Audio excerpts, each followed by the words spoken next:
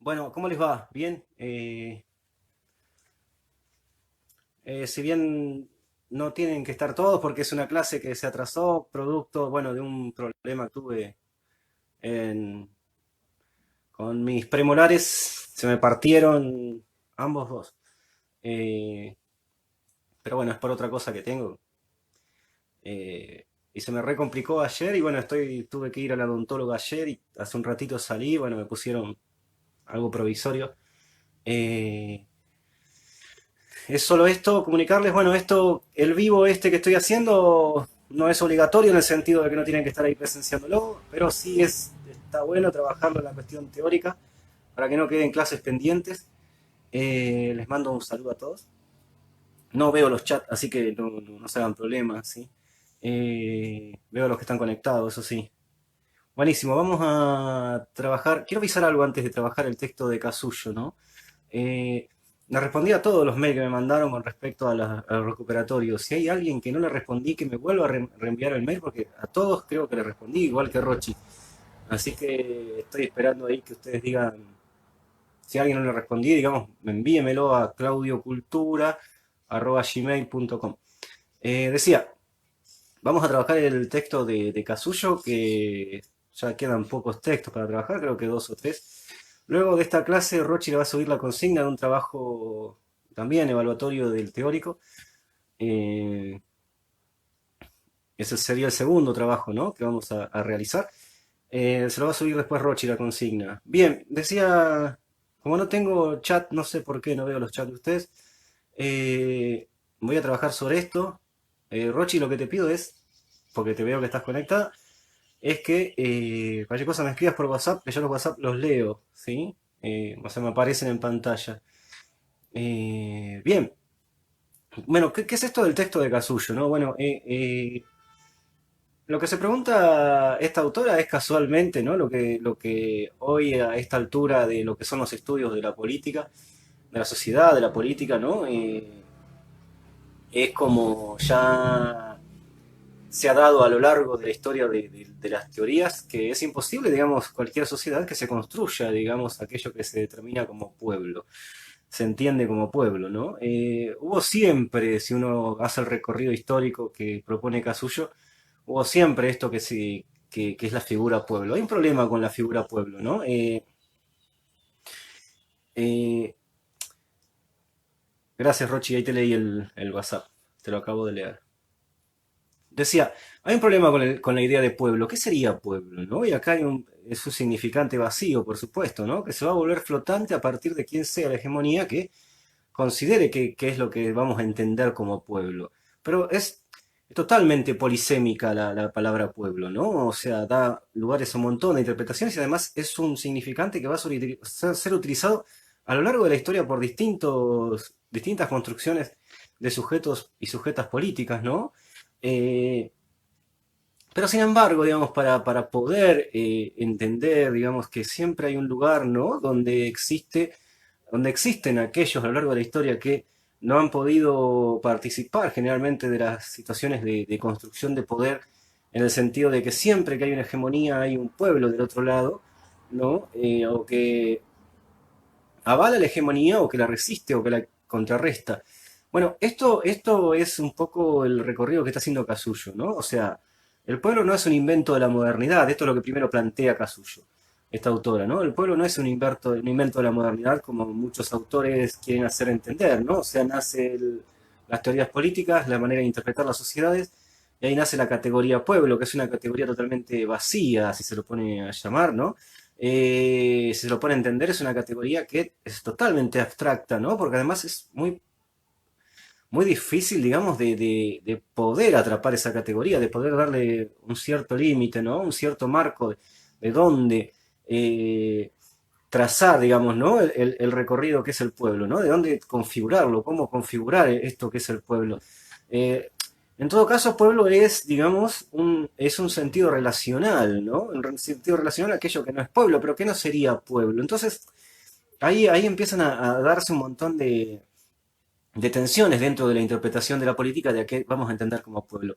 Lo que sí nos sirvió a partir del siglo XIX, perdón, del siglo XX, sobre todo de la segunda mitad, es que de a poco la categoría pueblo la fuimos llevando desde el punto de vista teórico a la categoría de populismo, ¿no? Y digo, esto se lo debemos en gran parte, digamos, a muchos autores, sobre todo de América Latina, Ernesto Laclau, ¿no es cierto?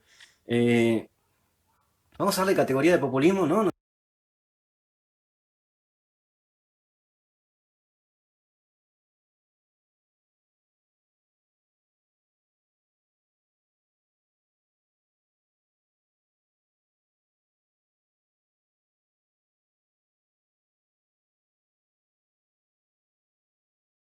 Eh, un fenómeno que hoy lo podemos entender desde el punto de vista teórico, pero que siempre a la historia de la humanidad, uno si la vuelve a ir para atrás a la historia, ¿no? Y si empieza a ver desde aquellos que pudieron generar, los que pudieron relatar, ¿no? Lo que más pudieron plasmar, lo que fue, por ejemplo, cualquier situación histórica. El problema es que a lo largo de la humanidad, la cuestión de las alfabetizaciones siempre fue a favor de aquellos que tenían poder o que tenían la capacidad de poder ser alfabetizados, ¿no? No cualquiera escribía en la historia de la humanidad, menos aún no cualquiera leía, ¿no?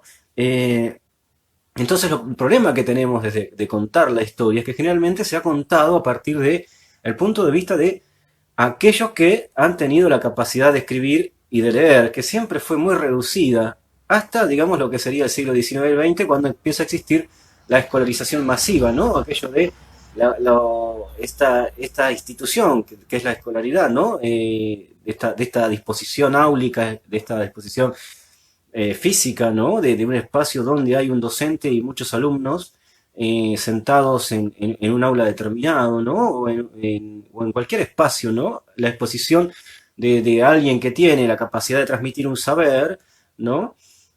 De dar un saber, digamos, de compartir un saber, pónganse en la teoría que quieran, ¿no? Pero digo, esta disposición que genera la posibilidad de apropiación de lectura y de escritura de las masas va a llegar recién a las finales del siglo XIX y principios del siglo XX. Calculen ustedes que estamos hablando, por ejemplo, en Argentina de una población alfabetizada allá por 1880 de solamente el 20%, es decir, el 80% de lo que era la alfabetización en el país, por ejemplo, estaba ausente, ¿no? Tenía carencia de eso que era, ¿no? Leer y escribir, nada más y nada menos. Esta operación, digo, la vida de la humanidad es leer y escribir, ¿no? Después vienen las operaciones de esas lecturas y esas escrituras, pero digo, si no hay contrato mínimo para poder leer y escribir, si no hay contrato mínimo para poder interpretar, aunque sea lo que está diciendo, ¿no es cierto?, aquel que puede escribir, difícil sea la posibilidad de captar operaciones, ¿no? De lecturas y de escritura.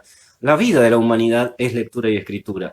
Más allá de lo alfabetizado, también es lectura y escritura de percepciones, lectura y escritura de sentidos de mundo, lectura eh, de lo que son momentos, ¿no? De situaciones que nos exceden, digo, más allá de lo lectoescritural. Cuando hablo de lectura y escritura, alfabetización, también saquen ese lugar y calculen que siempre, constantemente estamos leyendo y leyendo sobre todo situaciones que tienen que ver con la vida, ¿no? Digo, caminar en la calle implica una lectura de los espacios, una lectura de los sujetos y sujetas que nos rodean, ¿no? Que circulan con nosotros, ¿no? Y nosotras. La historia de la humanidad tiene que ver con esto, digo, ya lo van a ver en la carrera, digo, casi esa, ese lugar de desnaturalización y de fuera de esencia que tiene la cuestión de la humana, lo humano, se va a dar casualmente por la capacidad de lectura que tengamos para adaptarnos a cualquier medio, ¿no? Uno constantemente hace lecturas y relecturas constantes de reenvíos de lo que es cualquier situación de su vida, ¿no? Digo, el contexto se lee, el otro y la otra se leen. Eh, Todo lo que tiene que ver con la humanidad tiene que ver con leer y escribir, pero esto ya es, digamos, comunicación pura, ¿no? Digo, van a ver a lo largo de la carrera que luego del recorrido de lo que queremos entender, lo que nosotros le vamos a hacer entender por comunicación, casualmente tiene que ver con la imposibilidad de no comunicar, ¿no es cierto? Vamos a comunicar permanentemente. Y comunicar significa escribir, más allá de que alguien no esté escribiendo en una hoja, ¿no? Significa dar un mensaje. No hay nada que no sea por fuera de la comunicación, nada que no se esté transmitiendo constantemente, digo. Y eso que hace, que nos hace humanidad, es casualmente el reenvío constante de lecturas y de escrituras. Ahora, puntualmente en lo que es la transmisión histórica de los relatos que se han dado, de las disputas, de los antagonismos que se han dado a lo largo de la historia en la sociedad, en distintas sociedades, digo, lo que tenemos hoy es casualmente la transferencia o las huellas o los índices de aquellos que podían escribir en determinada época, ¿no? Vuelvo a decir, vuelvo otra vez a la cuestión de Argentina, si se quiere, lo más cercano que hay a una escritura de lo que es el pueblo es el Martín Fierro, si se lo quiere, para denunciar una situación, digo, y estamos hablando de una cuestión literaria, ¿no? Que denuncia la situación de un determinado grupo social en aquel momento en el país, ¿no es cierto? Y así todo, el Martín Fierro, esa especie, el primero, digo, ¿no? El segundo ya es otra cuestión. El primer Martín Fierro lo que va a hacer es casualmente ser escrito por alguien que escribe, ¿no? Que no es un gaucho directamente, sino que es José Hernández, que en ese momento es un abogado, es un senador, ¿no es cierto?, de lo que es la provincia de Buenos Aires. Es decir, si bien José Hernández le da la voz a aquellos que no tienen voz, es él quien termina escribiendo, ¿no? No escribe el gaucho ahí, escribe lo que José Hernández piensa de lo que son los gauchos, ¿no? Digo, a lo que voy con esta operación, ¿no? Con esta cuestión de cómo escribir. Es que casualmente lo que tengo es la mirada del docto, de José Hernández, lo tengo como un docto, ¿no? Está bien, posicionándose en defender a los sectores populares de la época. Por el otro lado tengo el matadero de Esteban Echeverría, ¿no? Fíjense ahí las dos miradas. ¿Cómo entender, ¿no? Desde el punto de vista de la intelectualidad, estoy hablando de José Hernández y estoy hablando de Esteban Echeverría, dos sentidos de mundo, dos sentidos de mundo que tienen que ver sí o sí con miradas distintas a partir de la intelectualidad, ¿no? O sea, a ver, dos sentidos de mundo en el que digo, no es lo mismo cómo describe los sectores populares Esteban Echeverría en el matadero, que cómo describe a los sectores populares José Hernández en el Martín Fierro. Digo, hay un punto de vista de un lugar de crítica hacia los sectores populares, ¿no? Como es el matadero de José Hernández, y hay un lugar de denuncia de un síntoma de injusticia que padece ese sector de la sociedad desde el punto de vista de José Hernández, ¿no? Esteban Echeverría hace totalmente lo contrario, o sea, ve que aquellos que son los sectores populares los ve casi como animalizados, ¿no? Y lo que en lugar de denunciar el hambre que hay en esa sociedad, lo que hace es decir lo obsceno que tienen los sectores sociales bajos del momento de postcoloniales, ¿no? En el país, y lo obsceno que tienen estos sectores al comer, por ejemplo, lo que son las vísceras del ganado, ¿no? Y eso lo ve como una aberración, lo ve como incivilizado, ¿no? Cuando en realidad José Hernández hace lo diferente con el Martín Fierro y el padecimiento del gaucho lo toma como una denuncia, como un síntoma de que algo no estaba bien en esta sociedad. Ambos relatos se pueden contraponer, digamos, en cómo se escribe, ¿no? Cómo se describe la historia en lo que es eh, poder diagnosticar en su momento qué estoy pensando de qué son esos de los sectores sociales, qué es eso lo que es el populismo o el pueblo, ¿no? Entonces, todo esto viene a colación, ya van a ver mucho más del Martín Fierro, ya van a ver seguramente mucho más o lo estarán viendo, digamos, de Esteban Echeverría. Si hablé algo, les di pautas para que en textos uno o dos, digamos, puedan hablar del Martín Fierro y del Matadero. Pero a lo que voy es, aquello que queda de la historia y de revisar los relatos históricos, lo que sí ha sido siempre es la capacidad de escritura de aquellos que pudieron escribir, ¿no? De poder haber hecho memoria con todo eso. Si bien la oralidad era un sentido fuertísimo de transmisión y lo sigue siendo, eh, cuando uno va a indagar en las cuestiones de revisar qué sucedió en la historia, lo que hay, no hay ya casi mucha transmisión de realidad, sino está fijada en un soporte como es la escritura, ¿no? De hecho, nos pasa así con América, por ejemplo. América con lo que es la famosa Europa, ¿no? Tenemos pueblos ágrafos que o sea, no tienen, ágrafos quiere decir, no tienen la escritura que tenían los españoles, ¿no? Eh, entonces lo que no hay es capacidad de tener almacenada memoria de la transmisión de cómo vivían esos pueblos. Esa es una mirada muy occidental, digamos, desde el punto de vista del europeo. Sin embargo, no tenemos mucha memoria desde lo que son los pueblos originarios nuestros antes de la llegada del encuentro con los españoles, casualmente porque no hay archivo de todo esto. Los primeros archivos que hay desde el punto de vista colonial tiene que ver con las lecturas antropológicas de la cuestión icónica, ¿no? Que se dan en los pueblos originarios, y después con los primeros traductores que van a mediar entre lo que dicen los españoles y lo que dicen los pueblos aborígenes de... Aborígenes está mal dicho, significa sin origen, ¿no? Igual, sin origen seríamos todos en sí, pero bueno, es una discusión que no voy a entrar con eh, cierto progresismo, si se lo quiere, light, ¿no? O cierto progresismo medio mercenario. Pero digo, vamos a llamarle pueblos originarios para quedar bien con todo. Tampoco hay origen de nada. Este es un problema que hay que discutir, ¿no? Vamos a decir lo que estábamos acá antes de la llegada de los españoles, ¿no? Eh, antes de eso, digo, lo que hay es la imposibilidad de tener memoria, si no era a través de lo que son los traductores, que van a mediar entre, entre lo que los lenguajes de los pueblos originarios y el español, ¿no? Pero eso ya es avanzado muchísimo en la historia, o sea, eso ya es alrededor del 1500. Sin embargo, digo, todavía tenemos las traducciones de lo que fueron los intérpretes tanto del español como de los dialectos o de los idiomas que había acá en nuestra América.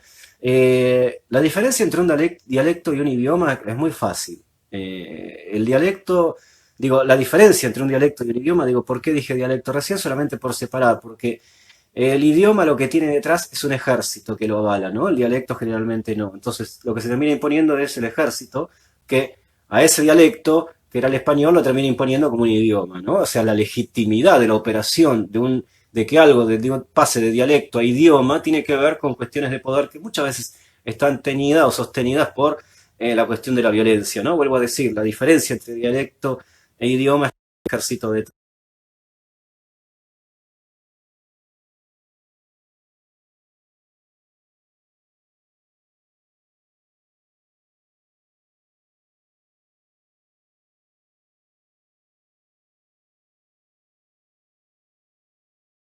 generalmente o alguien que lo sostenga. Lo aviso esto para que no entren en decir, decir dialecto a idioma a los otros. Aclaro desde dónde estoy hablando de dialecto e idioma, vuelvo a decir, por ciertas armas sensibles que a veces me cruzo dentro de lo que se autodenomina progresismo, ¿no?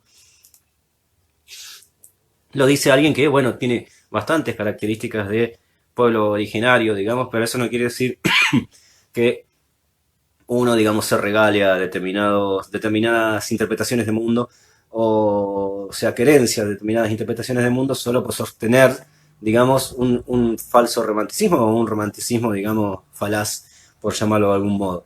Digo, todo esto para aclarar que el texto este de nuestra autora de hoy, ¿sí? Que nos lleva hoy a trabajar, de Casullo, digo, tiene que ver con esta cuestión de, bueno, cómo repasar, ¿no? Lo que siempre existió en la historia de la humanidad y que va a seguir existiendo, calculo, porque siempre va a haber populismo en cualquier orden social, ¿no? Ella se va a ir directamente a lo que es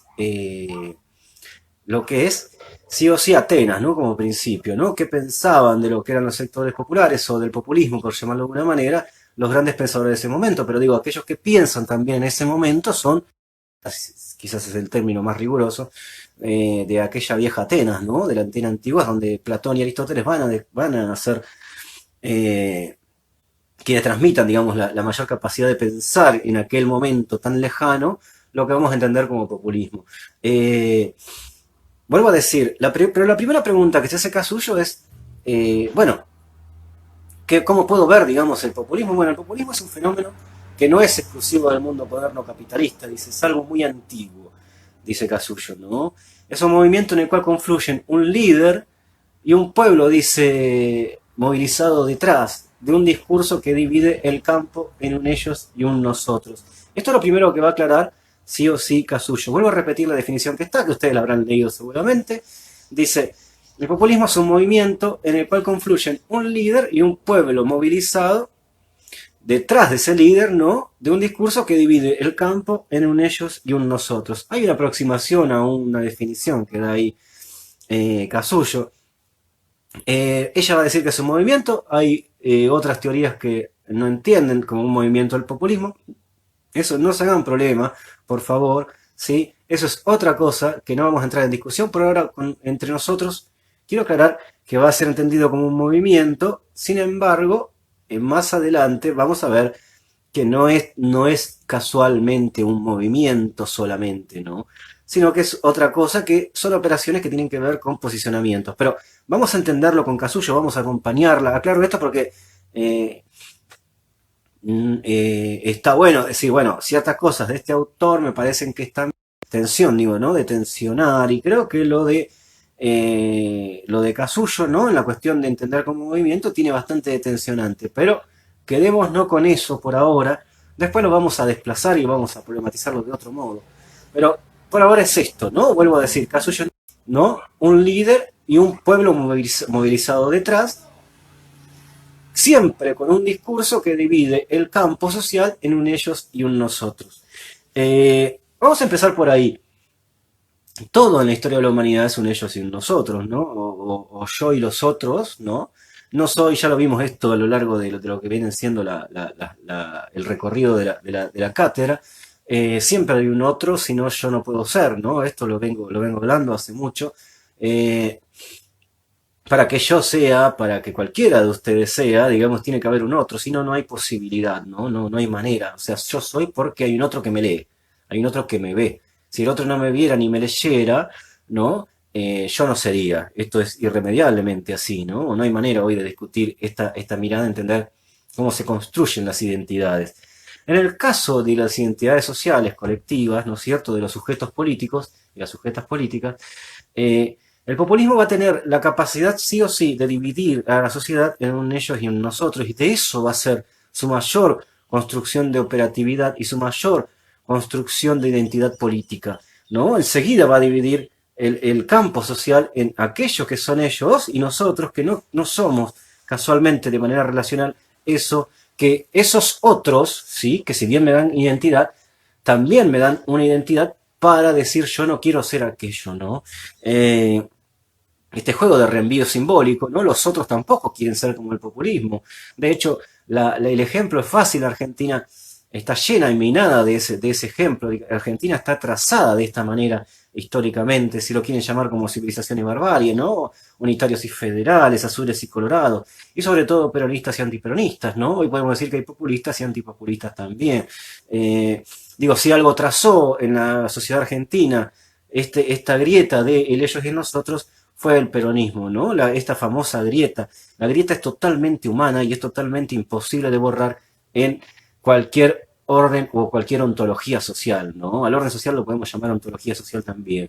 Eh, Digo, esta grieta es necesariamente humana, lo que pasa que siempre la hegemonía trató de velar, digamos, esta cuestión de dividir a la sociedad, porque siempre fue liberal, y con la idea del consenso, del que todos se conformen con el relato liberal, siempre dijeron que aquellos que no se conformaban con el relato liberal, por lo tanto, eran los que tendían a ser conflictivos, o lo que tendían a generar sí o sí cuestiones de violencia en la sociedad, ¿no? Digo, negar la lectura de la imposibilidad de un consenso en una sociedad que abarque a todos, digamos, hacía del liberalismo su manera de señalar constantemente que aquellos que no entraran en la caja, ¿no? En el lirio que proponía, en el camino que había que recorrer en lo social que proponía el liberalismo, eran considerados violentos, delirantes, ¿no? Desfasados, fuera, digamos, de lo que era lo social, lo normativo, ¿no? Todo esto para explicar, ¿no? Por supuesto, la relación ellos y nosotros. El populismo hace bien marcada esta relación nosotros y ellos a lo largo de la historia de la humanidad. Muchas veces, en muchos tiempos, mucho más profunda esta huella, esta brecha, esta herida, ¿no? Herida en el sentido de necesidad, necesario, ¿no? Y muchas veces más tenue, ¿no? Hay pueblos donde generalmente esta brecha se ha tornado difusa porque la mayoría comparte, digamos que no hay que tratar de hacer una contrahegemonía en las sociedades donde vive. Estoy hablando de sociedades que es posible de ver esto en algunas sociedades de Europa donde no han generado, digamos, cierta cuestión democrática, dirían la Chloe Mouffe, donde la democracia se ha dado más equitativa, ¿no? Pero no es la discusión de América Latina. América Latina tiene sí o sí constantemente esta marcación de un ellos sin nosotros, porque generalmente también es el motor que hace a que las sociedades puedan ser más justas, ¿no? O no, pero lo que sí marca generalmente esta división entre ellos y nosotros es casualmente los síntomas generalmente de un sector de la sociedad que lo que está haciendo es padecer o no entrar en el goce, ¿no?, de lo que es el contrato social del momento.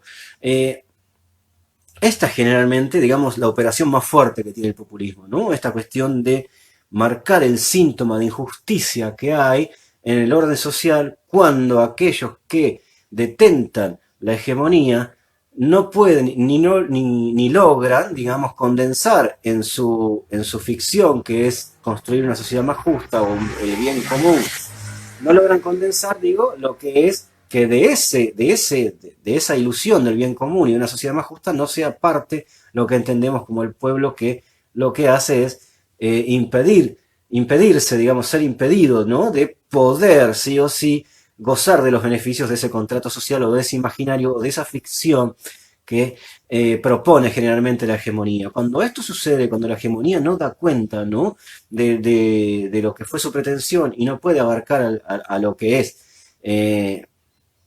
que en el orden social haya más beneficiados que perjudicados, nace muy fuertemente la categoría del populismo, vuelvo a decir, a marcar, sí o sí, a marcar fuertemente la frontera del ellos y el nosotros, ellos que son las oligarquías, ¿no?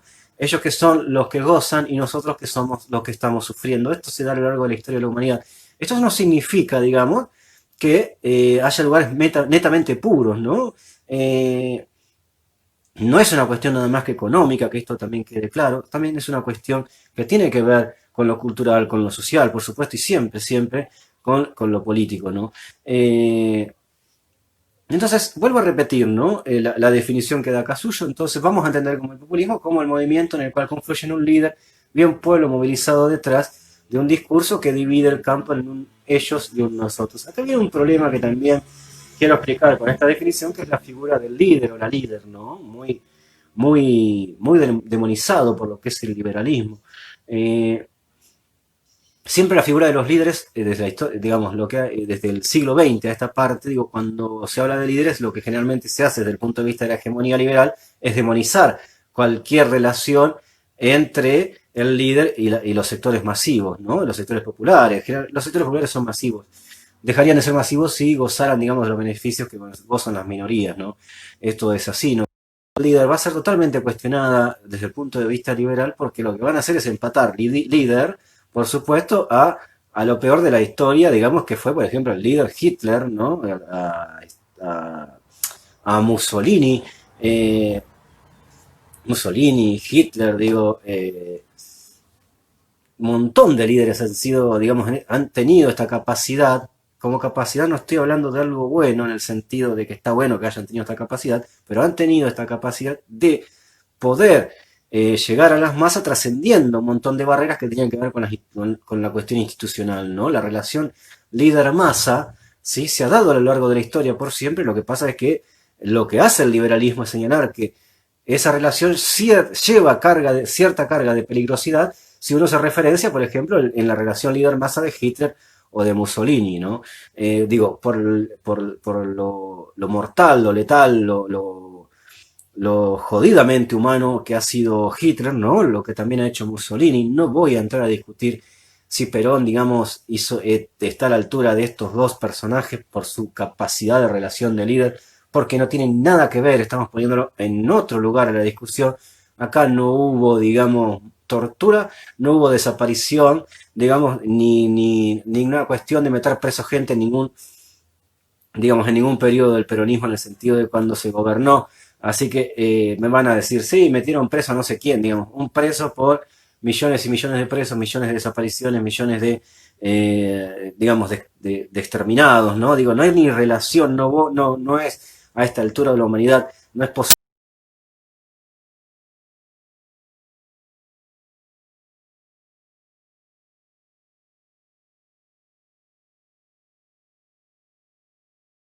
No es a esta altura de la humanidad, no es posible comprar que la relación de Perón con Mussolini y Hitler tiene algo que ver, digo, eso es, digo, ni tampoco la de Cristina, ni la de Néstor Kirchner, ni la de Menem, ni la de Macri, ni la que ustedes quieran, que es la relación líder-masa, ¿no?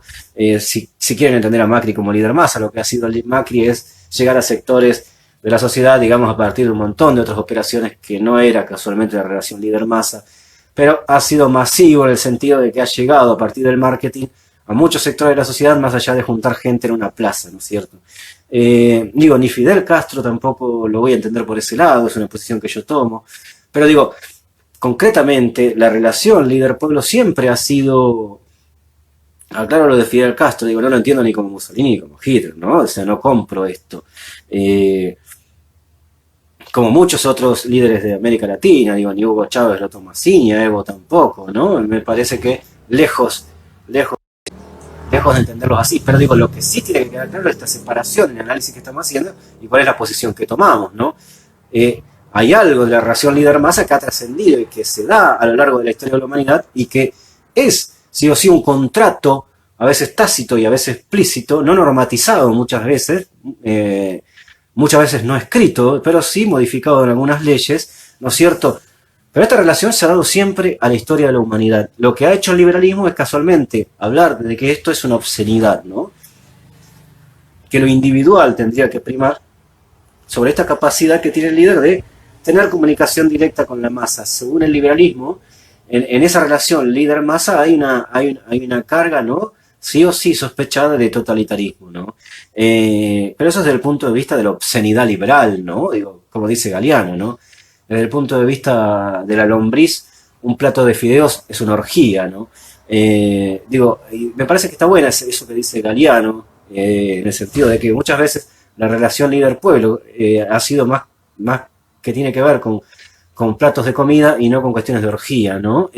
Lo que pasa es que al liberalismo, digamos, no le conviene esta relación porque se crea un otro que le va a disputar el poder, ¿no? Pero, y con todo su mecanismo y sus cuestiones de querer seguir perpetuándose en la reproducción del poder, el liberalismo va a tratar de hablar que es obscena esta operación entre líder y masa. Fíjense hasta dónde nos llevó solamente, ¿no? Esta definición que ha hecho recién, que hemos hecho recién con problematizar en el texto este que ustedes leyeron, a partir de qué se entiende como populismo, ¿no?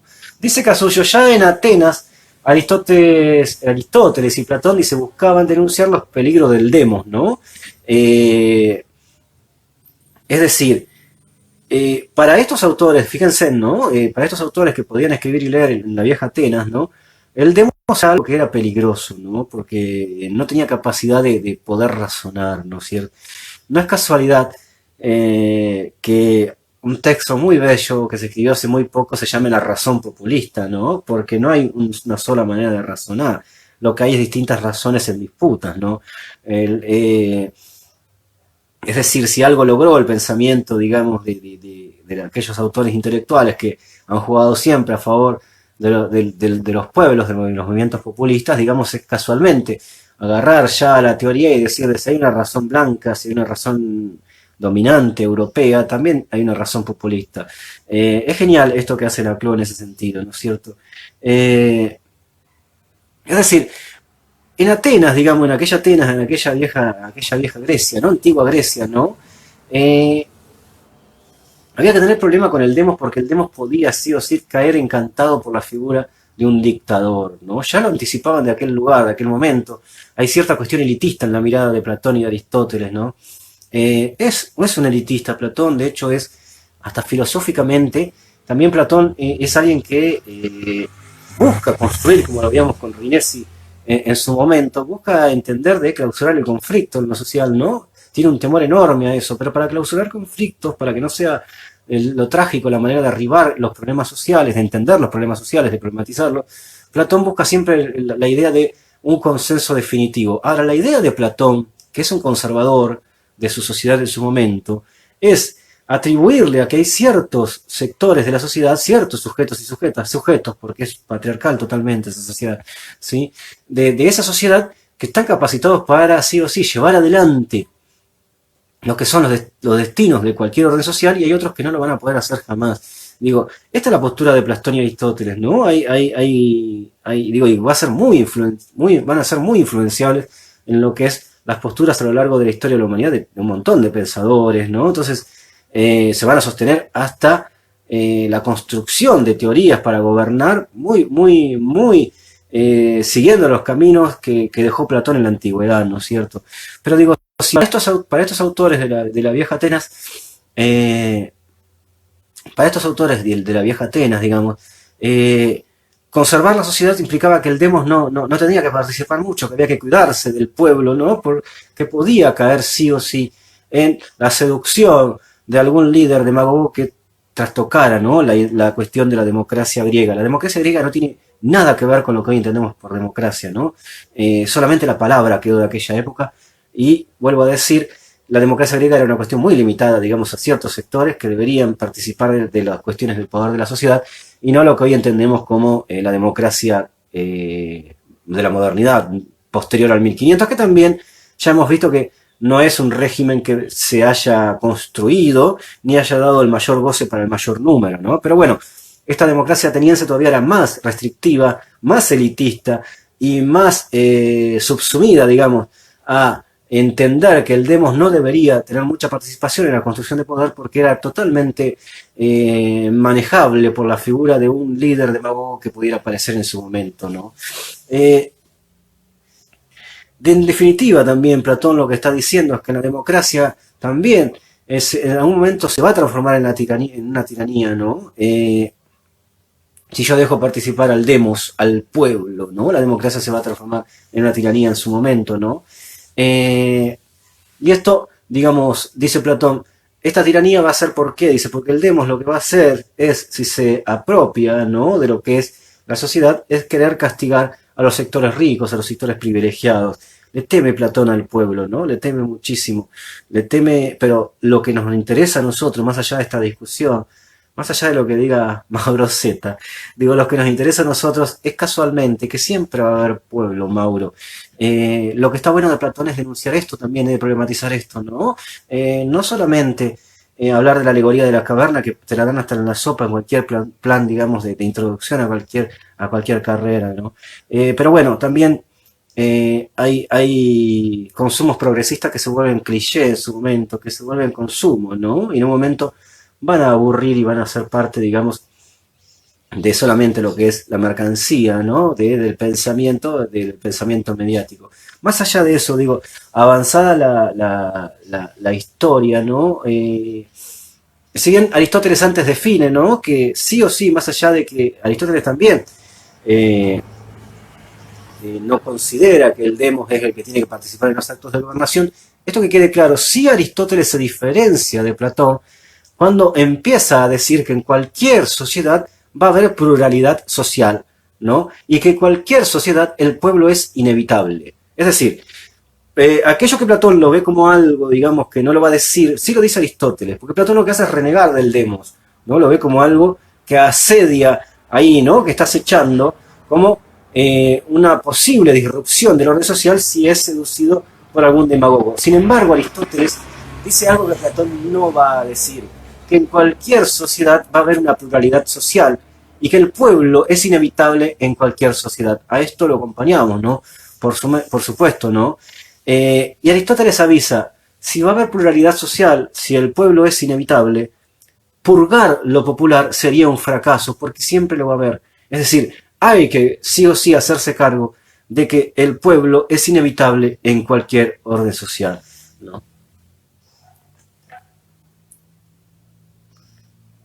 Recuerden que para Aristóteles va también a sostener que los ciudadanos se dividen, la ciudad, digamos, ¿no? Y los ciudadanos se dividen en virtuosidades o en capacidades, ¿no? Los virtuosos tienen, perdón, sí, los virtuosos tienen excelencia y los capaces tienen riqueza, ¿no es cierto? Digo, esto es sí o sí lo que hay como división, digamos, de ciudadanos, para no decir división de clases, ¿no? Porque Marx no está todavía ni pensado, estamos hablando de eh, miles de años antes de Cristo, digamos, contra lo que es, perdón, 500 años antes de Cristo contra lo que es el 1800 años después, ¿no? Pero vuelvo a decir, no quiero hablar de clases por eso, digo, pero la división de los ciudadanos para Aristóteles, vuelvo a repetir, tiene que ver con aquellos que son virtuosos y aquellos que son capaces, ¿no es cierto? Los, los virtuosos tendrán excelencia en algún arte, ¿no? En alguna capacidad de transformar algo en la sociedad, y los capaces lo que van a hacer es generar riqueza, ¿no? Pero, dice Aristóteles rápidamente, el conjunto de los ciudadanos, la mayoría de la sociedad, no posee ni lo uno ni lo otro, no es capaz ni virtuoso. Por lo tanto, el pueblo es inevitable, ¿no? Siempre lo va a haber, porque hay una mayoría que nunca va a ser capaz y virtuoso. Gracias, Aristóteles, por avisarnos. ¿Sí? Hay que decir esto también cuando se habla de filosofía, ¿sí? No hay que escamotear y, caer en el lugar que el liberalismo nos hace poner, ¿no es cierto? Ojo con algunas operaciones que hay, vuelvo a decir, de algunos mediáticos que se olvidan, porque no les conviene, digamos, de lo que la filosofía también tiene en lo que es el patio trasero, ¿no es cierto? Que está bueno que lo tenga, no está mal, no sé por qué no se habla de esto, ¿no? Decía, decía bien, ¿no? Perdón. El pueblo para Aristóteles solo tiene la capacidad de actuar, de movilizarse. Uno va a acompañar esto, ¿no? De hecho, si no fuera por esta capacidad, sería totalmente mucho más oscura en el sentido de lo que hubiese sido los padecimientos, ¿no? Si el pueblo no tuviera la capacidad de movilizarse, porque vieron, como les dije de entrada, el pueblo no escribe, el pueblo cuando quiere, o sea, no escribe lo que es la historia, en el sentido de la lectoescritura. El pueblo escribe de manera de movilizarse, de ponerse en los cuerpos en la calle, ¿no es cierto? Los sectores, el populismo, digamos, hace esto cuando no tiene, sí, la capacidad de generar la metáfora que tiene que ver con la escritura, ¿no? Con la escritura que tiene que ver con escribir y que en el otro sea leído de manera canónica o de manera legítima. Los ilegítimos, los profanos, los irreverentes, ¿no? Han tenido a lo largo de la historia de la humanidad la capacidad sí o sí de movilizarse, de poner el pueblo en la calle. Hasta Judith Butler lo dice con la cuestión de la performatividad, ¿no? Un gran hallazgo que toma esta autora de la cuestión de la performatividad de ese enunciado que trabaja Derrida, ¿no? Y que ella va a decir, bueno, los pueblos o los sectores que han sido, ella lo dice desde el punto de vista del feminismo, ¿no es cierto? Aquellos que son los que sufren, los que padecen los imaginarios sociales, muchas veces construyen sentido poniendo los cuerpos en la calle, ¿no? Y siendo un lugar de escritura que tiene que ver con la denuncia, ¿no? Con la resistencia, con la movilización. Bueno, esto Aristóteles ya lo anticipaba de alguna manera, y vuelvo a decir, decía en su momento que solo el pueblo tenía la capacidad de actuar, o que solo la capacidad de actuar tenía el pueblo, ¿no? Y esta capacidad hace que el pueblo sí o sí genere una grieta, ¿no? Que haya sí o sí un lugar donde esa capacidad de movilizarse genere el sentido del síntoma de injusticia que hay en cualquier sociedad, ¿no es cierto? Y esta grieta y esta capacidad que tienen aquellos que son denigrados en una sociedad, o que son los padecientes en una sociedad, los que no gozan en una sociedad, es casualmente lo que hace que una sociedad sea imposible, ¿no? Imposible, que lo demuestra constantemente. Hay un reenvío ahí entre la capacidad de movilización del populismo, ¿no? De aquellos que no van a estar de acuerdo con el status quo, que van a formar la grieta de que, digamos, y esto históricamente va a dar lugar de la imposibilidad de la sociedad, como bien lo veíamos con Rinesi, ¿no? Esta cuestión trágica, digo, desde el punto de vista de aquellos que hablan de la maravilla de una sociedad única, posible y para todos y todas, ¿no? Y acá estoy pegando palos a derecha, izquierda y a centro, ¿no? En el sentido teórico, el todos y todas es un imposible, ¿no? Pero porque no hay manera, no lo hubo nunca en la historia de la humanidad. Sin embargo, para la retórica del discurso político queda bien. Me conformo con decir formo parte de un sector político que quiere esto en detrimento o contrariamente antagonizando a aquellos que quieren aquello que no es lo que a mí me hace bien, ¿no? Pero el todos y el todas es un imposible, inclusive cuando en el discurso retórico político se dice voy a gobernar más allá de aquellos que no me quieren, ¿no? Bien, bien.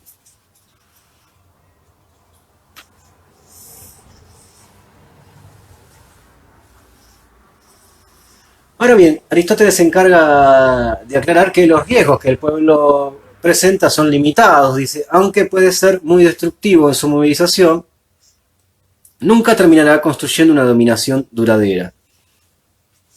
Ya Aristóteles nos está avisando, algo que también es posible de ver en la historia de la humanidad, ¿no es cierto? Que muchas veces este poder del demos, ¿no? Si bien tiene mucha capacidad de destrucción en lo que es la movilización, según Aristóteles, destrucción sería para lo que el status quo propone, ¿no es cierto? Aristóteles piensa que el pueblo por sí solo no puede establecer una dominación duradera, ¿no? Veremos, podemos acompañar en eso, ya veremos por qué, ¿no es cierto? Esto no se da. Veremos después si hay que entenderlo de esta manera, pero esto es lo que dice Aristóteles. Luego dice, avanzando en el texto de Casullo, ya habla de la, como es, de lo que es la República Romana, ¿no? Lo que los romanos entendían como pueblo o como populismo, también lo entendían más o menos como su capacidad, una capacidad de acción movilizante, pero que no se puede sostener mucho en el tiempo. Hay algo de esto que es posible de ver y algo que también podemos tensionarlo, ¿no? Eh, Siempre que se moviliza el pueblo, digamos, tiene capacidad de daño, pero lo que dicen los romanos es que no es muy sostenido, claro. Si la hegemonía logra contener lo que es a desbaratar. Ahora, si el populismo logra hacerse, digamos, de lo que es el poder, digamos, también se va a dejar de movilizar porque logró su meta, logró su cometido, ¿no es cierto? Eh, los romanos lo que agregan al pensamiento de Aristóteles y Platón es que para gobernar solo lo pueden hacer aquellos que tengan educación y recursos, ¿no? Que el pueblo no es el más indicado en todo caso para gobernar, ¿no? Eh, lo que hay que darle al pueblo sí o sí es algo en el contrato social que tenga que ver con el poder de veto, de poder vetar algunas cuestiones que tengan que ver con el poder, ¿no? Y esto de a poco se va a dar en la historia de la humanidad. Eh, Luego Nicolás Maquiavelo, dice Casullo enseguida, digamos, su recorrido que hace, ¿no? Avisa también, como lo decía Aristóteles en su momento, que la ciudad no es un conjunto homogéneo. Ahora estoy hablando de Maquiavelo, ¿sí? También estamos en Italia, ¿no es cierto? La ciudad, dice, no es un conjunto homogéneo nunca, ¿no? De individuos idénticos entre sí. Ya lo aclara este gran autor que tiene el pensamiento político, el padre del pensamiento político que tiene Occidente, nos ayuda, o uno puede agarrar a Maquiavelo, digamos, e interpretar que muchas veces, muchas cosas de las que se dijeron por aquella época, hoy son posibles de entender con las categorías y los conceptos que Maquiavelo tiraba ya por el 1500, ¿no? Maquiavelo agrega también, pensando a Aristóteles, que la ciudad no es una cuestión homogénea de individuos idénticos entre sí, ¿no? Para Maquiavelo la sociedad se divide en tres sectores bien definidos. El uno, que es sí o sí el príncipe, la figura del príncipe en Maquiavelo es también bastante de hecho y bastante metafórica, estamos hablando de monarquías, ¿no? De monarquías absolutas casi en ese tiempo. Sí, poco a poco después se van a venir las monarquías parlamentarias. Pero digo, en ese momento hay monarquías bien detenidas, el poder está detentado en la figura, encarnado en la figura del cuerpo, del rey, del príncipe, ¿no es cierto? Está hablando de esto Maquiavelo. El poder no está en otro lado, no está de manera abstracta como hoy en Occidente, que el poder, según lo que dice el liberalismo, está en lo que es el pueblo, ¿no? En ningún lado, en realidad. El pueblo, el lugar, es un lugar vacío en sí, pero bueno, es un significante vacío. Pero digo, vamos a Maquiavelo y allá por el 1500, ¿no? Lo que tenemos es casualmente, Maquiavelo propone que la sociedad está dividida en tres partes, ¿no? En tres sectores bien definidos. El uno, que es el príncipe, la oligarquía, que son pocos, ¿sí? Y el pueblo, que son los muchos. Hasta hoy, esto es imposible de decir que Maquiavelo no se equivocó. Más allá de que la figura del príncipe no esté más, digo, siempre se ha elegido entre los pocos y los muchos un lugar que es el del presidente, el del gobernador, ¿no es cierto? Eh, que ya no está encarnado, sino que tiene un poder transitorio, un poder efímero, en el sentido que está sí o sí sostenido por un poco tiempo. Los príncipes y reyes de aquellos tiempos duraban muchísimo tiempo más que lo que son los pactos de los gobernantes de ahora, ¿no? Pero esto, así entiende la sociedad Maquiavelo, por ejemplo. Vuelvo a decir, lo entiende dividida en tres sectores bien definidos. El uno, que es el príncipe, ¿no? La oligarquía, que es el segundo lugar, que son los pocos, ¿no? Para Maquiavelo, estos siempre van a querer dominar para mantener su privilegio. Hoy lo podemos acompañar a Maquiavelo y decir que sigue siendo así. Y el pueblo, que son los muchos, ¿sí? Eh, que para Maquiavelo, y acá viene una cuestión que es interesante del planteo del pensador italiano, ¿no? Para Maquiavelo, este pueblo, estos muchos, ¿sí? Es un conjunto de personas que solo desean no ser dominados. Está diciendo un montón de cosas, Maquiavelo, lo vuelvo a decir. Estos muchos es un conjunto de personas que solo desean no ser dominados. Eh, si uno reinterpreta en algunos sentidos con la historia hasta el momento de hoy, lo que dice Maquiavelo es bastante riguroso, ¿no? ¿Por qué? Porque casualmente, en ese deseo de no ser dominados, como dice Maquiavelo, que es el que tiene el pueblo, generalmente se genera la grieta, generalmente se genera, ¿no?, la brecha que hace que las élites y el poder, muy difícil separar el élite del poder, pero bueno, digo, las élites y los que gobiernan generalmente, cuando tienen que ver con sectores del status quo liberal o de los poderes antipueblo, por llamarlo de una manera, o que ven que el pueblo es algo no, que como piensa Aristóteles, como piensa Platón. ¿Qué diferencia hay entre el pensamiento de Platón y Aristóteles, digamos, con el pensamiento del liberalismo actual? Ninguno, muy poco, ¿no? Esta cuestión de la meritocracia, por ejemplo, tiene que ver con el detrimento de lo que son las masividades y los conjuntos plurales. Esta idea de demonizar el Estado, ¿no?, que tiene todo ese ejército de liberales, es casualmente esta operación, porque el Estado representa pluralidad, la pluralidad representa pueblos, ¿no? Y este es el problema que tienen. Entonces atacan por ahí. Eh, Vuelvo a decir, el pueblo, dice Maquiavelo, solo tiene el deseo de no ser dominado. Bueno, no está mal lo que piensa el autor italiano en ese momento, el florentino, ¿no? Si uno lo entiende como no quiere ser dominado en el sentido de que no quiere jugar en el juego que lo hace padecer a partir de las lógicas de la operatividad, de la ficción, ¿sí?, de los discursos que le proponen el status quo o los status quo que los muestran a los pueblos padecientes de esos contratos sociales o de esos imaginarios o de esos órdenes sociales que le proponen generalmente las oligarquías y los élites. Si es así, entonces acierta el pensador italiano y el pueblo desea no ser dominado. ¿Dominado de qué, no? Dominado de que el dolor sea el dolor que las oligarquías le dicen que hay que tener, ¿no? Dominados de que la interpretación, ¿no es cierto?, del padecimiento sea tratado como la oligarquía es lo que te tocó en suerte en el destino, ¿no? No tiene por qué ser así. Eso también es una forma de dominio, ¿no? Y que ha existido, de hecho, en la historia de la realidad humana, ¿no?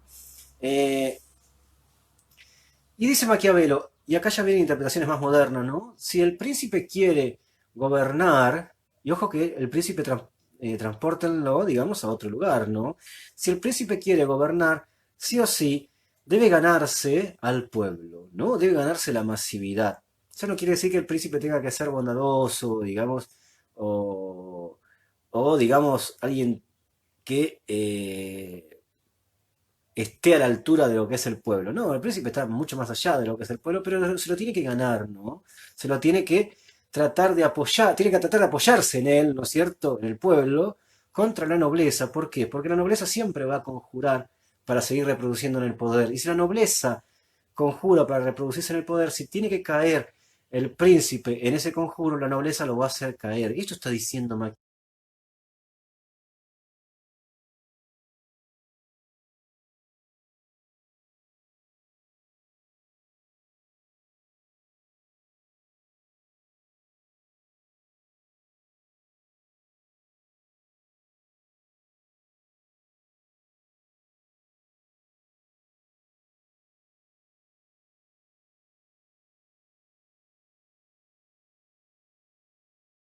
de acierto en lo que dice Maquiavelo. Es un autor de mucha riqueza, más allá de su cuestión de escritura en el contexto que le ha tocado, ¿no? Pero vuelvo a decir, dice Maquiavelo, debe el príncipe, las oligarquías, las élites, con tal de no verse impedidas de sus lugares de privilegio, jurar en contra, digamos, para mantener su lugar, si tienen que conjurar en contra del príncipe o del gobernante, lo van a hacer. Entonces, dice Maquiavelo, el pueblo, el príncipe, tiene que sí o sí apoyarse en el pueblo, ¿no? Y además, dice Maquiavelo, el príncipe tiene que sí o sí sacar ganancia de esta relación, porque el pueblo no quiere gobernarse, ¿sí?, por sus propios medios. El pueblo quiere que lo gobiernen, dice Maquiavelo. Podemos discutir más acá o más allá si está equivocado el pensador florentino, pero de hecho sigue dándose así. Y dice que la estrategia debe ser esta, ¿no? Igual ahí ya nos vamos acercando más a entender que el pueblo tiene mucha más presencia a partir del pensamiento de Occidente, ¿no?, que de lo que es desde la modernidad, del Occidente moderno, digo, de lo que era la antigüedad, ¿no? Más allá de lo que había avisado Aristóteles. Maquiavelo ya nos está diciendo que el pueblo es inevitable, que el pueblo existe ya también como sujeto político, pero que al pacto con el príncipe, ¿no? Es buenísima la interpretación de Maquiavelo en ese tiempo, ¿no? Eh, Después, hay muchísimas interpretaciones más, no de Maquiavelo, sino de sentidos del mundo que van a venir posterior, pero es el primero de los pensadores políticos que nos dice empecemos a pensar la sociedad con esto que es inevitable, que es el pueblo, ¿no? Bien, luego lo que va a suceder es que, pasada la historia de la humanidad, el liberalismo, ¿no? Ya en Occidente se van a ir, ya estamos hablando de 1700, 1800, de a poco el recorrido histórico, no voy a hacer historia, van a acusar historia ustedes, ¿sí? Elijan la historia que quieran a lo largo del recorrido.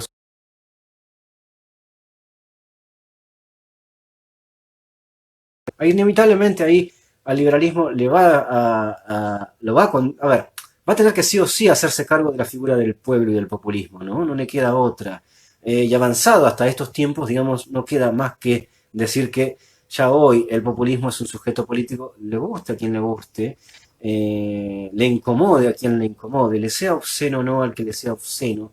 Igual, eh, muy poco al populismo le va a interesar esto, ¿no? Digamos, pero sí es, esto digo de la obscenidad del otro mirándolo, vuelvo a decir, eh, la existencia del populismo hoy hasta como sujeto político es ya irremediablemente no tiene marcha atrás, ¿no? O sea, hay que hacerse cargo, no, hay que negarlo, no, pero digo, está ahí, ¿no? Es una realidad que se da sobre todo mucho en América Latina. La modernidad liberal, que va a gobernar en nombre del pueblo, está basado esto, la democracia es el gobierno del pueblo, digamos, y si uno interpreta. No quiero entrar en la cuestión muy fina y muy, a ver, muy sutil de decir que en realidad la democracia no es el gobierno del pueblo, porque no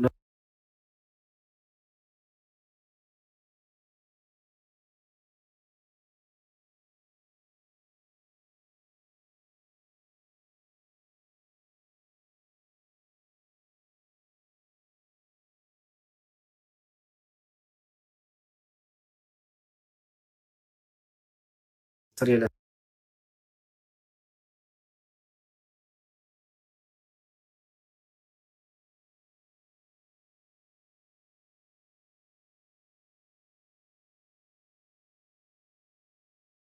Pero digo, lo que sí, fíjense, pasamos de temerle al pueblo, la Grecia antigua, a decir al liberalismo, ¿no? Desde el 1700, 1800, 1900, 2000, por lo menos desde los discursivos, de lo retórico, que hay que gobernar en nombre del pueblo, ¿no? Pero vuelvo a decir, no dice el pueblo tiene que gobernar, hay que gobernar en nombre del pueblo. Entonces ahí hay una diferencia que tiene muchísimo que ver. No es lo mismo que gobierno pueblo que gobernar en nombre del pueblo. Ahí hay una operación muy sutil, pero es una diferencia que abre un abismo enorme. Ese pequeño, esa pequeña cuestión semántica abre sí o sí un abismo enorme. No es lo mismo gobernar en nombre del pueblo que el pueblo gobierne. Vistos de izquierda, de derecha, del centro, de donde lo quieran ver, no es lo mismo decir una cosa que la otra, ni por qué. Porque siempre se ha gobernado en nombre del pueblo y muy pocas veces ha gobernado el pueblo. Y no hay manera de que esto sea posible de ver, ¿no? No hay un ejemplo donde el pueblo haya gobernado, no hay en la historia de la humanidad. Digamos, sí se ha gobernado en nombre del pueblo. No está mal ni está bien, ¿eh? Eh, Vuelvo a decir, ¿cómo sería que el pueblo gobierne? Es algo que todavía no se logró, ni en los más utópicos, ni los más fanatizados, si lo quiere en el buen sentido, de esto del pueblo, han podido dar nunca, digamos, ni pueden decir cómo sería un gobierno donde gobernaría el pueblo y no en nombre del pueblo. Porque, digo, de ser así estaríamos pasando a una historia de la humanidad donde ya estaríamos hablando de otra cosa muy distinta, que generalmente sería una utopía, ¿no? Muy buena, pero no se ha dado. Hay que hacerse cargo que el pueblo no gobierna, se gobierna en nombre del pueblo. Después viene toda la retórica que ustedes le quieran dar, ¿no? Esto que ya avisábamos, ¿no? Otra cuestión del relato, de la construcción, de los imaginarios, de decir, bueno, yo gobierno porque el pueblo quiere que gobierne así. Y esto es de izquierda a derecha, ¿eh? No estoy hablando solamente de un sector. Pero el liberalismo avanzada a la modernidad lo que va a hacer es cambiar casualmente todo el sentido de lo que se había entendido como pueblo para volver a posicionar como que el pueblo fuera aquello que es nuevo, ¿no? Aquello que era lo que no había que dejar gobernar, ahora había que hacerlo participar, no solamente, sino que construir sociedades donde el pueblo gobernara, ¿no? Eh, para el liberalismo, digamos, el pueblo, bien como lo dice Casullo, es sí o sí, es, va a ser dominado como, se ha entendido como pueblo de reserva, ¿no? Es la solución que va a encontrar el liberalismo, ¿no? El pueblo existe y es soberano siempre, ¿no?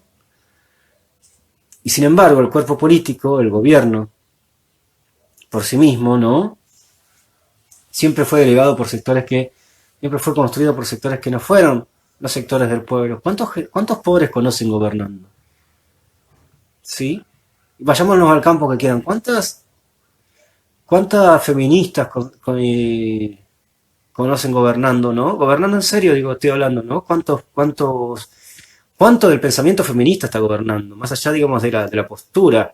Digo, yo puedo ser morocho, digamos, y eso no quiere decir que al gobernar esté hablando por los morochos, ni genere gente, digamos, ni que esté hablando del nación tiene aquello que es el pueblo en lo que es la construcción de las leyes. ¿Qué ley es feminista? ¿Qué ley es hecha desde los sectores populares? Ahora sí nos podemos entender mejor con esto, ¿no? ¿Qué constitución escribieron aquellos que padecen, aquellos que son subalternos en la relación? ¿Qué normativa hicieron? ¿No? Fíjense en lo que cuesta, por ejemplo, la cuestión de un sentido que mueve el feminismo, por ejemplo, que es la cuestión del aborto. Fíjense en lo que cuesta. Bueno, eso es el pueblo queriendo escribir la historia, ¿no? Esos son los sectores sumergidos queriendo escribir la historia. Fíjense en lo que cuesta. Entonces, ¿se gobierna en nombre del pueblo o gobierna el pueblo? ¿Gobiernan los que están sumergidos o gobiernan aquellos que representan a los que están sumergidos? Acá hay un problema enorme, ¿no? Lo tengo como pregunta, no lo estoy tirando como certeza. Lejos, lejos de entenderlo. Pero la pregunta misma nos lleva, por lo menos, sí o sí, a ciertos niveles de poder entender que muchas veces la operación de gobernar en nombre del pueblo no queda más que en una retórica, ¿no? No queda más que en un lugar esto de la utopía de alcanzar algo en su momento. Pero vuelvo a decir,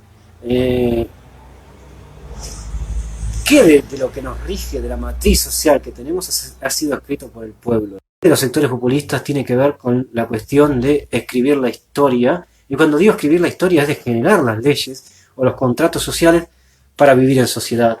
Digo, seguimos poniendo los cuerpos, ¿no? Nos matan con gantillo fácil a los pibes en el conurbano, y lo que tenemos que hacer es pedirle a los que nos representan, ¿no es cierto?, es que tengan una mirada sobre esto, ¿no? Pero ¿cuántos de aquellos que somos víctimas de estos gatillos fáciles, ¿no?, de estas discriminaciones constantes, podemos escribir lo que es los pactos sociales, ¿no? Entonces digo, esta es la diferencia, para no hablar solamente, digamos, de uno de los sectores subalternos. Una cosa es gobernar en nombre del pueblo y otra cosa es que el pueblo gobierne, en tanto, vuelvo a decir, en tanto esta utopía de que el pueblo está gobernando. Y cuando alguien del pueblo gobierna, ¿es alguien del pueblo que gobierna? ¿O es un intelectual del pueblo que lo que hizo es pasarse al lugar de los que otra vez están gobernando para el pueblo? O en nombre del pueblo, perdón. Son preguntas que no van a tener resolución, en mi sentido. Y cuando las indago, y cuando leo, y cuando discuto con otros profesores, intelectuales, investigadores, son preguntas que por ahora no tienen mucha resolución, pero que está bueno que las hablemos, ¿no? Que la teoría nos acerca para hablar. Ahora, que quede bien en claro, a la hora, más allá de estas preguntas, de estas tensiones y de estas imposibilidades, que quede bien en claro, digo, que mi lugar y nunca con el status quo, ¿no? Más allá de estas preguntas, estas tensiones y estas búsquedas que hay porque, digamos, se plasme en sí la cuestión de que el pueblo gobierne, ¿no? De que los padecientes puedan dejar de padecer, que los que no gozan puedan gozar, ¿no? Por supuesto que estoy parado en el sujeto político populista, antes que estar en el sujeto político de status quo. Eso lo sabe todo el mundo, no diría, lo aclaro porque estoy haciendo un vivo, va a quedar en un video y parece que estoy haciéndome nada más que el intelectual por el intelecto mismo, y sin embargo genero sí o sí el lugar de militante político porque lo soy, digamos, pero además posicionalmente, teóricamente, académicamente, también estoy posicionado en lo que es el sujeto populista. Que esto quede bien claro, porque más allá de que tengamos la capacidad de una facultad de problematizar un montón de cosas, siempre hay que aclarar, está bueno, si no aclarar, por lo menos desde mí, dónde estoy parado, ¿no? No es tampoco algo muy difícil de descifrar, decir, el negro Gómez es peronista, ¿no? O sea, pero soy peronista, pero también, vuelvo a decir, parafraseando a Dolina, no soy boludo, ¿no? O quiero no ser boludo. Bien, eh, entonces, ya terminando con lo que es, a ver qué es. 2:45. Vamos a hacer eh, ya 5 minutos de parate, porque hablé demasiado, ¿sí? Y vamos a dar cierre, en 5 minutos doy cierre a lo que dice Casullo de lo que es ya el mito populista, cuando ella habla del mito populista. Todos son mitos, todos son relatos, ¿eh? Se lo puede decir de ahí. Voy a cortar, no voy a cortar, va a estar en vivo, pero voy a ir sí o sí a cambiarle la yerba al mate y vuelvo así le doy un respiro a ustedes porque además verme a mí en la pantalla yo mismo ya me cansa y ya veo que, me imagino ustedes. Ahora vengo, voy a cambiarle la yerba al mate. Sí.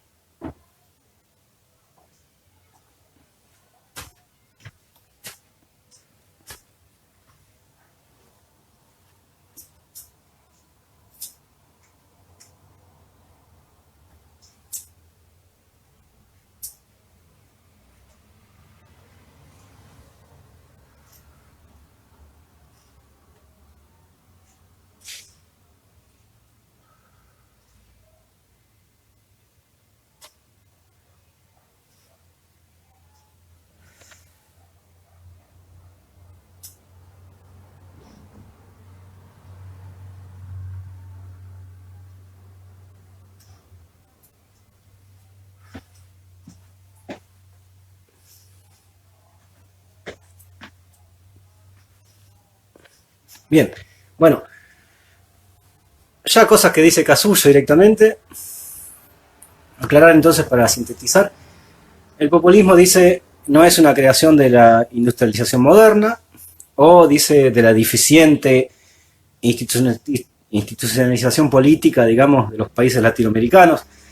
No es que hay populismo porque fueron deficientes los que gobernaron, no, no, lo va a haber siempre, siempre lo va a haber, digamos. Democracias por ahora no han dado lugares de justicia social en América Latina, digamos, sí han dado procesos más justos socialmente y lo hemos vivido y lo vivimos constantemente en la sociedad, ¿no? Más allá de eso, los populismos siguen siendo, digamos, sujetos políticos de la modernidad, de esta y de esto que vamos a llamar modernidad tardía o posmodernidad, sacándole el tono progresista que esa palabra tiene, ¿no? Solamente para ubicarnos tempo espacialmente, ¿no? Nada más. ¿Qué más? Dice, ¿cuáles son las nociones clave? Dice Casullo que se repiten para entender el populismo. Bueno, el pueblo es una parte de la comunidad política, sí o sí, que se arroga la capacidad de ser el todo, ¿no?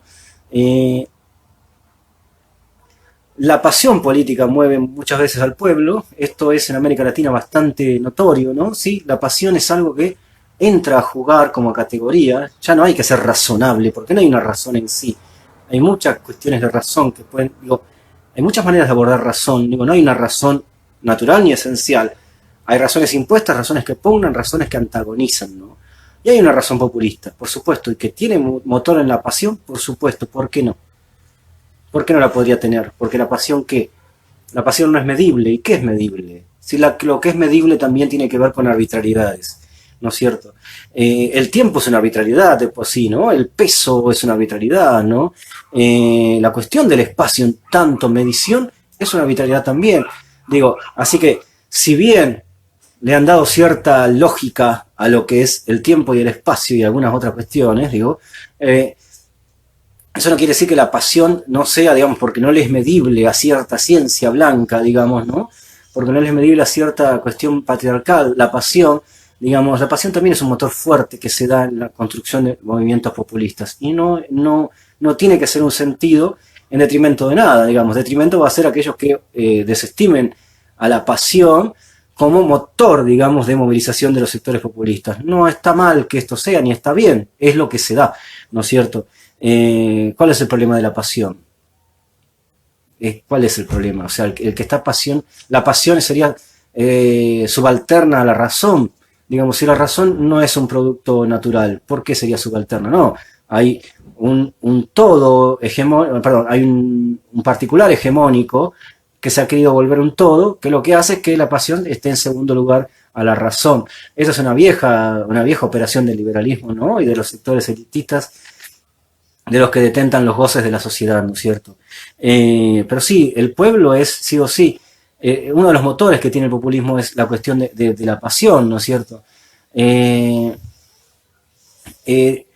resentimiento contra las élites, dice Casullo. No es que hay resentimiento contra las élites, hay un posicionamiento, digamos. Y el resentimiento no entendido como algo malo, sino en todo caso como, a ver, pará, de esta sociedad los beneficiados son ustedes muy pocos, digamos, y los que no tenemos ese lugar de beneficio somos unos muchos, ¿no? Bueno, también esta mirada, vuelvo a decir, esta construcción nosotros y ellos, tiene que ver con la pasión y con el posicionamiento, ¿no? De no ser, digamos, aquellos que nos están poniendo en un lugar donde nuestros beneficios son carecen bastante, digamos, nuestros beneficios son muy pocos, ¿no?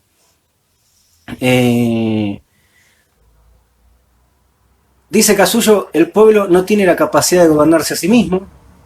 Esto se va a dar a lo largo de la mayoría de los autores del pensamiento de lo que entendimos históricamente, ¿no? Esto es algo que aparece en todos esos autores que vimos, ¿no? Es un mito esto también. Y acá viene el gran problema que yo les dije. Bueno, ¿qué sería gobernar el pueblo en sí mismo?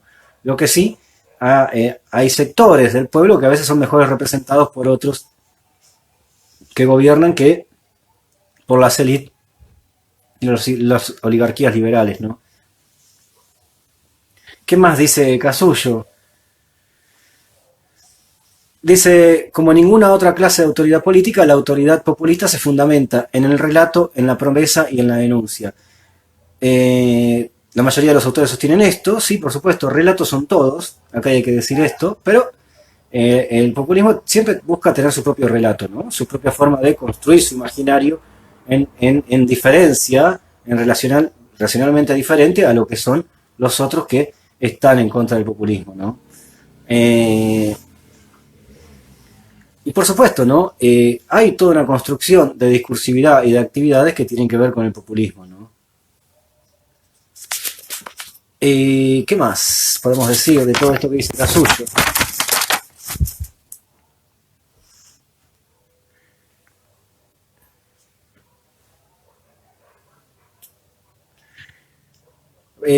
Casullo hace una gran crítica al liberalismo, ¿no? Ella dice, el liberalismo supone que ellos, los liberales, son válidos en cualquier comunidad humana, ¿no? Pero dice, no hay una internacional populista, ¿no? Pues son siempre locales. Y esto está bueno aclararlo con Casullo, ¿no? Lo que bien dice, sí, los populismos generalmente son locales. No es que el populismo tiene que ver con el populismo de acá es el mismo que el populismo de Noruega. Digo, no, no, tiene que ver con lo local generalmente, con los que sufren y padecen en determinado territorio, en determinado espacio, en determinada sociedad, ¿no es cierto? Que el pueblo está lleno de mitos y de relatos y de discursos pasionales, por supuesto, pero los otros también. Lo que pasa es que los otros han vuelto que eso que eran sus mitos, sus relatos y sus discursos son racionales y los del pueblo son irracionales, ¿no? O no son producto de lo que la legitimidad quiere que sean.